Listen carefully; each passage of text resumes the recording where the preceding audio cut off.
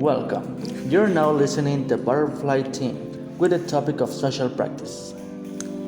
Maybe you have been looking for this, and the reason is because you possibly need to do an assignment.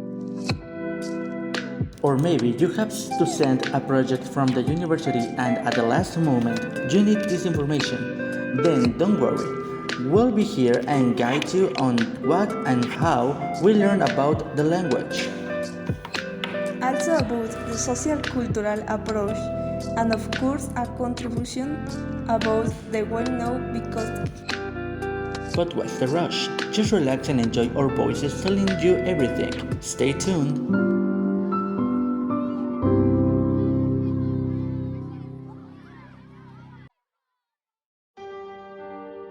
Hi, my name is Arturo Farias, but you can call me Arthur.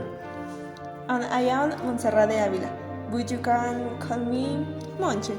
And we are both students and ENSPA. But that we are students doesn't mean that we don't have knowledge of the subject. Well, we don't know that much about the subject, but that's why we continue to be students. Anyway, we are ready to talk about learning for the social cultural perspective. Although, of course, it is a long title, but easy to understand. Yeah, let's start with you, Arthur. What do you understand by the social cultural approach?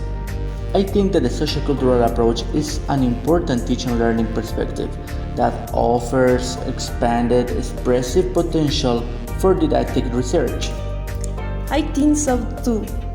Also, if we talk about social cultural theory, which focuses not only on how adults and young people influence individual learning, but also how cultural beliefs and attitudes influence how learning is taught and occurs.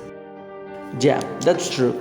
The objective of a sociocultural approach is to explain the relationships between human action, on the one hand, and the cultural, institutional, and historical situations where this action is carried out. Funny. Yeah, but not funny, haha. Funny how this gulf before Vygotsky. For Vygotsky, development follows learning and not vice versa. Well, in the other words, for there to be development, people have to learn first. And I think that learning occurs in significant social situations in which mediation process occurs. Okay, that's perfect, but now let's move on to something more practical.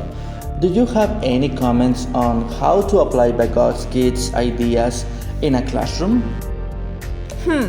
I have some tips for applying Vygotsky ideas in a class. For example, letting students be the protagonists of their own learning. Also, if the teacher designs activity in which they are not in front of the class all the time. I get it, causing it to generate more questions than answers. Yeah. What opinion do you have? The same for our listeners. We hope you are enjoy this. I hope so. We love to interact with you. And of course, we also want to have a good grade. Don't forget that we are also students. Greetings for the teacher. Well, more than students, we are humans, and we know that Vygotsky had a social cultural theory of human learning. Do you know something about it? Of course, I remember that it's from Vygotsky. Obviously, I just said it. Ah, right. Sorry, I'm handsome, not smart. Don't worry, please continue. Okay, it describes learning as a social process and the reaching of human intelligence in society or culture. Now, I remember that the main theme of Vygotsky's theory is that social interaction plays a fundamental role in the development of cognition. So, I understand that the Vygotsky theory is a better way to know and practice in a classroom for the future teacher like us. Are you agreed? Yeah, I hope that this information that we have just discussed is very useful to you and above all that you have enjoyed this talk. That's the important thing. Thank you very much for tuning into the Butterflies team.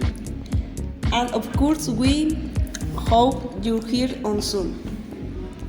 And of course, get a good grade for you and for us. Thank you so much. Please tune in soon. We will have more topics in the future. And in case I don't see you, good morning, good afternoon, and good night.